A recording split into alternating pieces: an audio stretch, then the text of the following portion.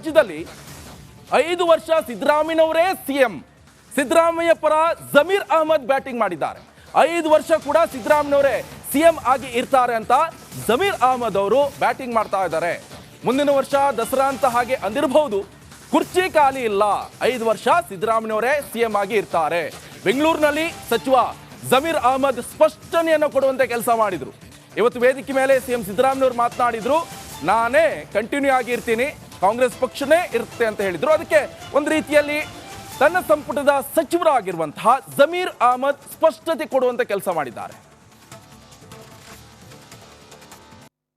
ಅವ್ರು ಏನಂತ ಹೇಳಿದ್ರೆ ಬರೋ ವರ್ಷಕ್ಕೆ ತಿರ್ಗಾ ನಾನು ಇದು ಮಾಡ್ಕೊಳ್ಬೇಕು, ಬರಬೇಕು, ದಸರಾ ನನ್ನ ಕೈಯಲ್ಲಿ ಆಗ್ಬೇಕಂತ ಹೇಳ್ಕೊಂಡಿರ್ಬೋದು.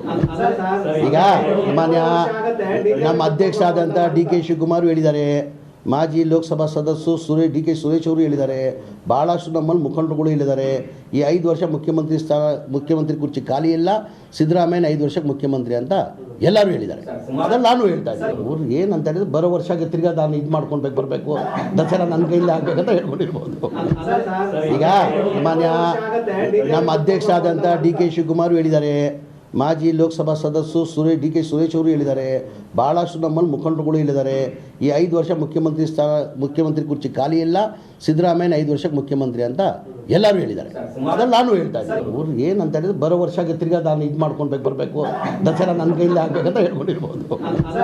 ಈಗ ಮಾನ್ಯ ನಮ್ಮ ಅಧ್ಯಕ್ಷ ಆದಂಥ DK ಶಿವಕುಮಾರ್ ಹೇಳಿದ್ದಾರೆ, ಮಾಜಿ ಲೋಕಸಭಾ ಸದಸ್ಯರು 1 ವರ್ಷ ಬಿಡ್ತಾರಾ? ಹಾಗಾದ್ರೆ ಇನ್ ಕೇಸ್ ಸಿದ್ದರಾಮಯ್ಯವರು ಓಕೆ ಅಂತ ಹೇಳಿದ್ರು ಕೂಡ ಹೈಕಮಾಂಡ್ ಬಿಡುತ್ತಾ? ಕೊನೆಗೆ ಇವರ ಹಿಂದೆ ಶಾಡೋ ಮುಖ್ಯಮಂತ್ರಿ ತರ ಇದ್ದಾರಲ್ಲ, ಅವ್ರು ಬಿಟ್ಕೊಳ್ತಾರಾ? ಇಲ್ಲ ಬಣ ರಾಜಕೀಯ ನಡೀತಾ ಇದೆ. ಒಂದ್ ಕಡೆ ಸಿಎಂ ಸಿದ್ದರಾಮಯ್ಯವರು ಬಣ ಆದ್ರೆ ಇನ್ನೊಂದ್ ಕಡೆ ಉಪಮುಖ್ಯಮಂತ್ರಿ DCM DK ಶಿವಕುಮಾರ್ ಅವರ ಬಣ. ಈಗಾಗಲೇ ಹೋದಲ್ ಬಂದಲ್ಲ ತಾವು ಮುಖ್ಯಮಂತ್ರಿ ಅಂತ ಹೇಳ್ತಾ ಇದ್ದಾರೆ. ಜೊತೆಗೆ ಒಂದಿಷ್ಟು ಹಿರಿಯ ನಾಯಕರು ಕೂಡ ತಾವಾಗಬೇಕು ಮುಖ್ಯಮಂತ್ರಿ ಅಂತ ವಾದವನ್ನು ಮಾಡ್ತಾ ಇದ್ದಾರೆ. ಪ್ರೆಸ್ ಮೀಟ್ ಇರ್ಬೋದು, ಸುದ್ದಿಗಾರರ ಜೊತೆ ತಮ್ಮ ಇಂಗಿತವನ್ನ ಆಸ್ಪಿರೆಂಟ್, ನಾವು ಕೂಡ ಆಕಾಂಕ್ಷಿ ಅನ್ನುವಂಥದ್ದು ಕೂಡ ವ್ಯಕ್ತಪಡಿಸ್ತಾ ಇದ್ದಾರೆ. ಜೊತೆಗೆ ಸಿದ್ದರಾಮಯ್ಯವ್ರನ್ನ ಅಲ್ಲಿಯ ತನಕ ವಿರೋಧ ಪಕ್ಷ ಅಂದ್ರೆ BJP ಅವರು ಬಿಡ್ತಾರಾ? ಈಗಷ್ಟೇ ಸಾಕಷ್ಟು ವಾಗ್ದಾಳಿಯನ್ನ ನಡೆಸ್ತಾ ಇದ್ರೆ ಸಿಎಂ ಸಿದ್ದರಾಮಯ್ಯವರೇ ನೀವು ನೈತಿಕ ಹೊಣೆ ಎತ್ತು ರಾಜೀನಾಮೆ ಕೊಡಿ ಅಂತ ವಿಪಕ್ಷ ನಾಯಕರು ಕೇಳ್ತಾ ಇದ್ದಾರೆ. ನಾನು ಯಾಕೆ ಕೊಡಬೇಕು ಅಂತ ಸಿಎಂ ಸಿದ್ದರಾಮಯ್ಯವ್ರು ಹೇಳ್ತಾ ಇದ್ದಾರೆ. ಈ ವಾಗ್ವಾದ ಎಲ್ಲಿಗೆ ಬಂದು ನಿಲ್ಲುತ್ತೆ? ಇದರಿಂದ ಮನನೊಂದೋ ಮತ್ತೊಂದೋ, ಇಲ್ಲ ನಾನೊಬ್ಬ ಧೀಮಂತ ರಾಜ್ಯದ ನಾಯಕ, ನಾನು ರಾಜೀನಾಮೆ ಕೊಟ್ಟು ಈ ವಿಚಾರಣೆಯನ್ನು ಎದುರಿಸ್ತೀನಿ ಅಂತ ಹಾಗಾದ್ರೆ ಸಿದ್ದರಾಮಯ್ಯವ್ರು ರಾಜೀನಾಮೆ ಕೊಡ್ತಾರಾ? ಈ ಸಾಕಷ್ಟು ಪ್ರಶ್ನೆಗಳು ಕೂಡ ಈಗ ಸಿದ್ದರಾಮಯ್ಯನವರ ಮೇಲಿರುವಂಥದ್ದು. ಸಿದ್ದರಾಮಯ್ಯವ್ರಿಗೆ ಏನ್ ಮಾಡ್ತಾರೆ ಅನ್ನುವಂಥದ್ದು ಕೂಡ ಬಹಳ ಇಂಟ್ರೆಸ್ಟಿಂಗ್ ವಿಚಾರ. ಇನ್ನು ಮುಖ್ಯಮಂತ್ರಿ ಅಂದ್ಮೇಲೆ ಇಷ್ಟಕ್ಕೆ ಸುಮ್ಮನಾಗಲ್ಲ. ಬದಲಿಗೆ ತಮ್ಮ ಗ್ಯಾರಂಟಿ ಹಾಗೂ ಕೆಲಸದ ಬಗ್ಗೆ ಜನರು ಆಡೋ ಮಾತಿನ ಬಗ್ಗೆ ಉಲ್ಲೇಖಿಸಿದ್ರು. ಬಹಳ ಜನ ಫಲಾನುಭವಿಗಳಿದ್ದಾರೆ, ಅವರೆಲ್ಲ ದಿನನಿತ್ಯ ನನಗೆ ಹೇಳ್ತಾರೆ, ಯಾವ ಕಾರಣಕ್ಕೂ ಹೆದರ್ಕಬೇಡಿ ಸ್ವಾಮಿ, ನಾವು ನಿಮ್ಮ ಜೊತೆ ಇದ್ದೀವಿ, ಯಾವ ಕಾರಣಕ್ಕೂ ಹೆದರ್ಕಬೇಡಿ, ನಿಮ್ಮ ಜೊತೆ ಇದ್ದೀವಿ. ಆತ್ಮಸಾಕ್ಷಿ ಬಗ್ಗೆ ಮುಖ್ಯಮಂತ್ರಿ ಮಾತು. ನನಗೆ ನಂಬಿಕೆ ಇದೆ, ನ್ಯಾಯಾಲಯಗಳಲ್ಲಿ ನಂಬಿಕೆ ಇದೆ, ನಾವು ಆತ್ಮಸಾಕ್ಷಿಗೆ ಅನುಗುಣವಾಗಿ ನಡ್ಕೊಳ್ತಕ್ಕಂಥ ಪ್ರಯತ್ನವನ್ನು ಮಾಡ್ತಾ ಇದ್ದೀವಿ. ಇನ್ನು ವರ್ಷದ ವಾರಂಟಿ ಬಗ್ಗೆ ಮಾತನಾಡಿದ ಮುಖ್ಯಮಂತ್ರಿಗಳು ಮತ್ತೆ ತಾಯಿ ಚಾಮುಂಡೇಶ್ವರಿ ನೆನೆದ್ರು. ನಾಡಿನ ಜನರಿಗೆ ಶುಭಾಶಯವನ್ನ ಕೋರಿದ್ರು. ಈ ವರ್ಷದ ದಸರಾ ಮಹೋತ್ಸವದ ಶುಭಾಶಯಗಳನ್ನು ಮತ್ತೊಮ್ಮೆ ನಾಡಿನ ಜನತೆಗೆ ನಿಮ್ಮೆಲ್ಲರಿಗೂ ಕೂಡ ತಿಳಿಸಿ ನನ್ನ ಮಾತುಗಳನ್ನು ಮುಗಿಸ್ತೇನೆ. Jai Hind, Jai Karnataka. Bureau report, Republic Kannada. ಹಾತನ್ನ ವ್ಯಕ್ತಪಡಿಸಿದ್ರು. ಇದು ಈಗ ಪ್ರಶ್ನೆ ಆಗ್ತಾ ಇರುವಂತದ್ದು. ಆ ಪ್ರಶ್ನೆಗೆ ಉತ್ತರವನ್ನ ಕೊಡಿಸುವಂತ ಕೆಲಸವನ್ನ ನಾನು ಮಾಡ್ತೀನಿ. ಅದಕ್ಕೂ ಮುಂಚೆ ಒಂದು ಬ್ರೇಕಿಂಗ್ ಅಪ್ಡೇಟ್ಸ್ ಲಭ್ಯವಾಗ್ತಾ ಇದೆ. ರಾಜೀನಾಮೆ ಪೊಲಿಟಿಕ್ಸ್ ನಲ್ಲಿ GT ದೇವೇಗೌಡ ರಾಂಗ್ ಆಗಿದ್ದಾರೆ. ಸಿದ್ದು ಪರ ಹೊಗಳಿಕೆ, ಹಿತಶತ್ರುಗಳ ವಿರುದ್ಧ GTD ಟೀಕೆಯನ್ನ ವ್ಯಕ್ತಪಡಿಸ್ತಾ ಇದ್ದಾರೆ. ಅದು ಕೂಡ ದಸರಾ ವೇದಿಕೆಯಲ್ಲಿ ಚಡ್ಡಿ ದೋಸ್ಗಳಾಗಿದ್ದಾರೆ. ಚಮಕ್ ಸಿಎಂಗೆ ಕಿಕ್ ಗಾಜಿನ ಮನೆಯಲ್ಲಿ ಕುಳಿತು ಕಲ್ಲನ್ನ ಹೊಡೆದಿದ್ಯಾರು? ಹಾಗಾದ್ರೆ FIR ದಾಖಲಾದ ನಾಯಕರು ರಾಜೀನಾಮೆಯನ್ನು ಕೊಡಬೇಕಾ ಅಂತ GTD ಪ್ರಶ್ನೆ ಮಾಡ್ತಾ ಇದ್ದಾರೆ. ಯಾರೆಲ್ಲ ರಾಜೀನಾಮೆ ಕೊಡಬೇಕು? ಎಲ್ಲಿಗೆ ಬಂತು ಹಾಗಾದ್ರೆ ರಾಜಕೀಯ? BJP JDS ನಾಯಕರ ವಿರುದ್ಧ ಈಗ GT ದೇವೇಗೌಡರು ಗುಡುಗಿದ್ದಾರೆ. ಅವ್ರು ಒಳ್ಳೆ ಕೆಲಸಗಳನ್ನೆಲ್ಲ ಬದಿಗೊತ್ತಿ ಮಾಡ್ಬಿಟ್ಟಿದ್ದಾರೆ. ರಾಜೀನಾಮೆ ಕೊಟ್ಬಿಡಿ. ರಾಜೀನಾಮೆಯ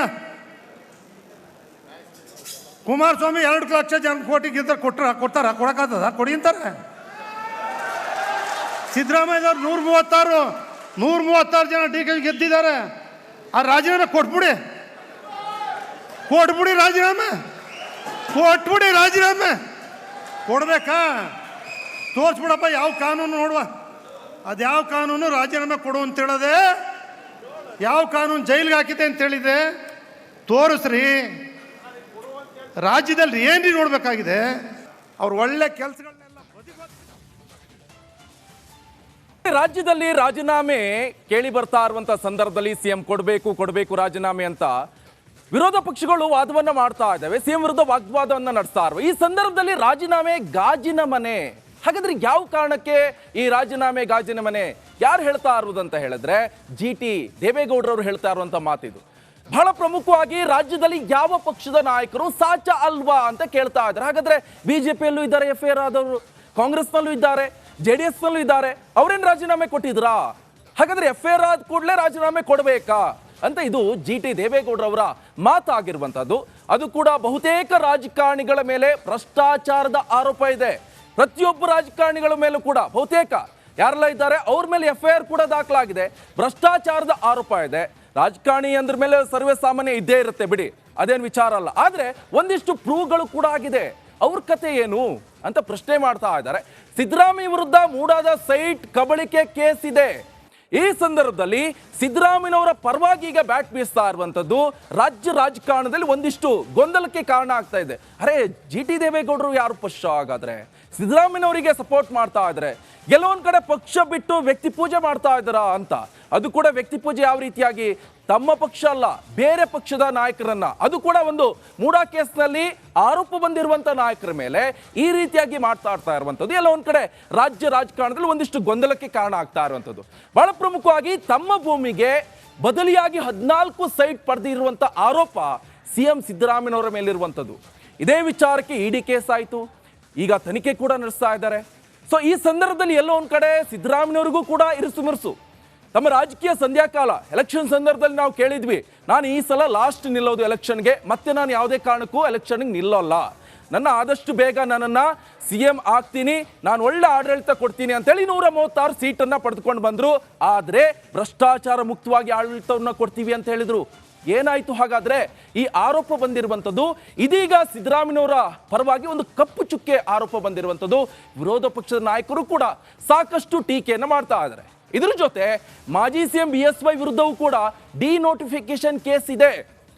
ಅವರ ಆ ಟೈಮಲ್ಲಿ ರಾಜೀನಾಮೆ ಕೊಟ್ಟು ಹೋದ್ರು. ಅದು ಏನೆಲ್ಲ ಆಯ್ತಂತ ರಾಜ್ಯ ರಾಜಕಾರಣದ ಗೊತ್ತಿರುವಂಥ ವಿಚಾರ, ಸರ್ವೇ ಸಾಮಾನ್ಯರು ಕೂಡ ಗೊತ್ತಿದೆ. ಆದರೆ ಆ ಸಂದರ್ಭದಲ್ಲಿ ಅವರೊಬ್ಬರು CM ಆಗಿ ರಾಜೀನಾಮೆ ಕೊಟ್ಟರು. ಹಾಗಾದ್ರೆ ಸಿದ್ದರಾಮಯ್ಯನವರು ನೈತಿಕ ಹೊಣೆ ಹೊತ್ತು ರಾಜೀನಾಮೆ ಯಾಕೆ ಕೊಟ್ಟಿಲ್ಲ ಅಂತ ವಿರೋಧ ಪಕ್ಷದವರು ಕೇಳ್ತಾ ಇದ್ದಾರೆ.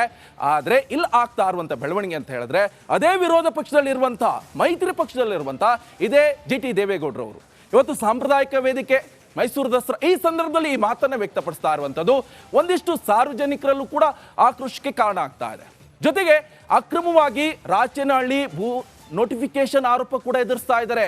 HD ಕುಮಾರಸ್ವಾಮಿ ವಿರುದ್ಧವೂ ಡಿನೋಟಿಫಿಕೇಶನ್ ಪ್ರಕರಣ ಇದೆ. ಕೇಂದ್ರ ಸಚಿವರಾಗಿದ್ರು, ರಾಜೀನಾಮೆ ಕೊಟ್ರಾ? ರಾಜೀನಾಮೆ ಕೊಡ್ಬೇಕು ತಾನೆ ಅವರು ಅಂತ GT ದೇವೇಗೌಡರವರೇ JDS ಪಕ್ಷದ ಪ್ರಮುಖ ಮುಖಂಡರ ವಿರುದ್ಧವೇ ಸಾಕಷ್ಟು ವಾಗ್ದಾಳಿಯನ್ನು ನಡೆಸಿದ್ದಾರೆ.